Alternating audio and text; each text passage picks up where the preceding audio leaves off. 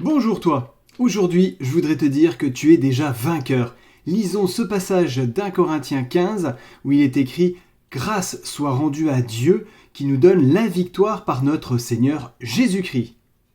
Un jour, une jeune fille me dit « J'ai l'impression d'être totalement désarmée devant la vie. Que faire ?» Je pensais qu'elle était sans ressources, sans diplôme, dépourvue de tout talent. Pas du tout. Au cours de la conversation, j'ai appris qu'elle étudie à l'université et aimerait beaucoup écrire. Un rêve sans doute. Pourquoi ne pas le réaliser ? Écris le plus possible et continue à étudier. Un jour, tu découvriras ton talent. C'est à ce moment-là qu'elle me dit avoir déjà remporté un prix de poésie et plusieurs distinctions en lettres. Incroyable! Et moi qui lui prodiguais des conseils sur la manière d'écrire. J'en avais presque honte. Elle avait tout pour devenir un grand écrivain. Que lui manquait-il ? Y croire. Tout simplement, y croire de toutes ses forces. Me faisant aussi convaincant que possible, je lui ai dit « Offre ton talent au Seigneur, cultive-le, et tu deviendras un bon écrivain. » Elle me répondit « Je vous crois. Par la grâce de Dieu et pour le servir, je deviendrai écrivain. » Des années plus tard, après une conférence à l'université de Lisbonne, je l'ai retrouvée. Elle m'a interviewé. Elle était devenue journaliste. Si tu acceptes d'être un mouton, suivant les moutons,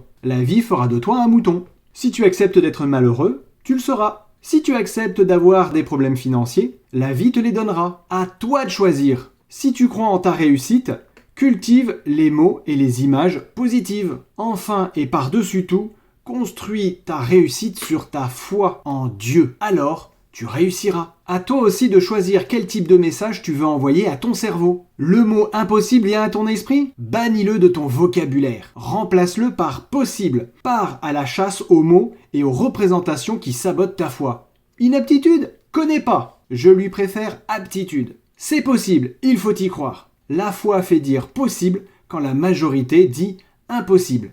La foi fait dire victoire quand la défaite semble inévitable.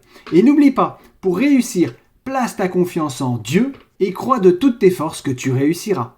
À bientôt et que Dieu te bénisse abondamment.